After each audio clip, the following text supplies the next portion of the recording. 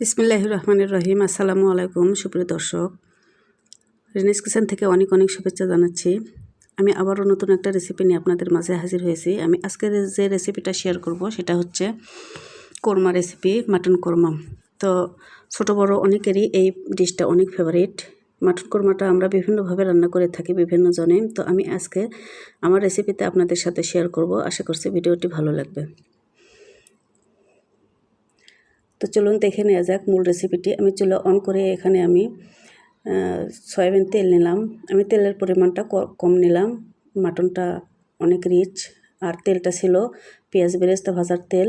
আর বেরেস্তা ভাজার তেলে কিন্তু যে কোনো রান্না অনেকটা স্বাদ বেশি হয় আর কি। আমি গোটা আস্ত মশলা কিছু ফোড়ন দিচ্ছি, দালচিনি, সাদা এলাচ, একটা কালো এলাচ, সাদা কালো গোলমরিচ, লং আর দুটো তেজপাতা। মশলাগুলো আমি 5 থেকে 7 সেকেন্ড ভেজে নেব, এতে করে মশলা থেকে একটা ফ্লেভার অ্যাড হবে। আর এখানে আমি নিয়েছি মাটন 1 কেজির মতো, হাড় চর্বি সহ নিয়েছি।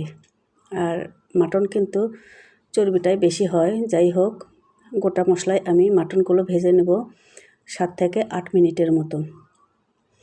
আর দিয়ে দিচ্ছি 1 টুকরো লেবুর রস, এতে করে মাটনের যে একটা স্মেল আছে সেটা লাগবে না। তো একটু সময় নিয়ে মাটনগুলো আমি ভেজে নেব লুকটা এ পর্যন্ত আসা পর্যন্ত।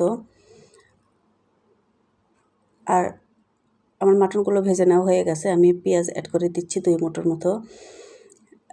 মশলা অ্যাড করে নেব এখন। আর কাঁচামরিচ দিয়ে দিচ্ছি 12 থেকে 14টা, মাঝখান থেকে ফেটে নিয়েছি। আর এখানে নিয়েছি কাঠবাদাম, কাজু বাদাম মিক্সড করে পেস্ট করে নিয়েছি।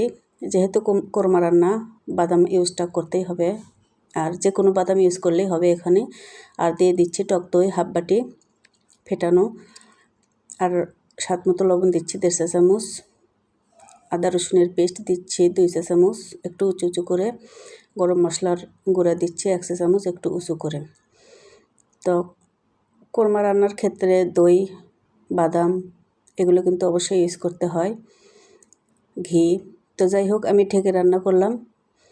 এভাবে আমি ঢেকে এবং খুলে মাংসটা বেশ কিছুক্ষণ আবারও কষিয়ে নেব, এতে করে পেঁয়াজটা সফট হবে আর মাংসটা ভালো করে মশলা মাখা হয়ে যাবে আর কি।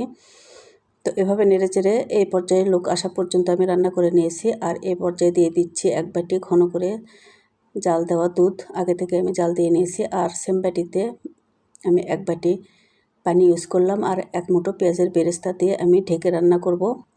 আর অবশ্যই ঢাকনা খুলে কিছুক্ষণ পর নেড়ে দিতে হবে, যেন নিচে থেকে তলানি লেগে না যায়। আর আমি জিরা ধনের গুঁড়াটা দিতে ভুলে গিয়েছিলাম, আমি অ্যাড করে নিলাম।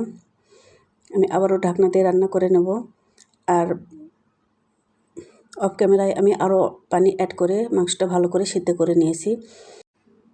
আমার রান্নাটা অলমোস্ট শেষের দিকে। আমি 2 চামচ চিনি অ্যাড করে নিচ্ছি। আর ঘি দিয়ে দিচ্ছি 2 চামচের মতো।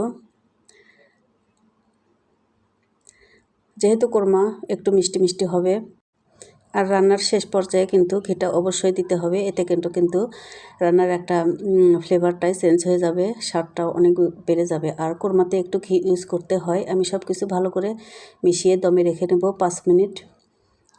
আর ফিরবো 5 মিনিট পরে। আমার রান্নাটা একেবারে কমপ্লিট। লবণটা চেক করে নিয়েছি, পারফেক্ট ছিল। তো আমি পরিবেশনের জন্য তুলে নিচ্ছি।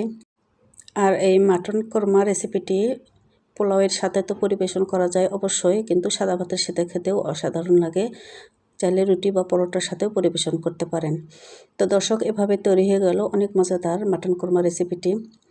আশা করছি ভিডিওটি আপনাদের ভালো লাগবে। ভালো লাগলে একটা লাইক দিন। আর চ্যানেলের সাথে থাকায় অনুরোধ করছি, সাবস্ক্রাইব করে নেবেন। আর ফেসবুক পেজ থেকে যারা দেখছেন তারাও প্লিজ পেজটি ফলো করে নিতে পারেন এরকম সহজ সহজ রেসিপি পাওয়ার জন্য। আজকে ভিডিওটি দেখার জন্য সবাইকে অনেক অনেক ধন্যবাদ জানাচ্ছি। আর আগামী রেসিপি দেখার আমন্ত্রণ জানিয়ে আজকে বিদায় নিচ্ছি। সেই পর্যন্ত সবাই অনেক অনেক ভালো থাকুন। আল্লাহ হাফেজ।